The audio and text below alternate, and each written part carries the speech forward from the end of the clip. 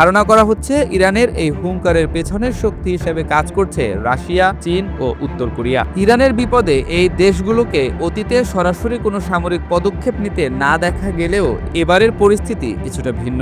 ভেনেজুয়েলার ঘটনা বিশ্ব রাজনীতিকদের নতুন করে ভাবাচ্ছে বলেও মনে করছেন বিশ্লেষকরা। যুক্তরাষ্ট্রের সবগুলো উইং মিলিয়ে সৈন্য সংখ্যা প্রায় ২১ লাখ, কিন্তু ইরানের সাথে যদি রাশিয়া, চীন ও উত্তর কোরিয়ার সেনারা যুক্তরাষ্ট্রের বিরুদ্ধে অবস্থান নেয়, তবে ট্রাম্পের সাথে ইসরায়েল যুক্ত হলেও বিশাল এই শক্তির মুখোমুখি টিকে থাকা অসম্ভব বলে মনে করছেন বিশ্লেষকরা।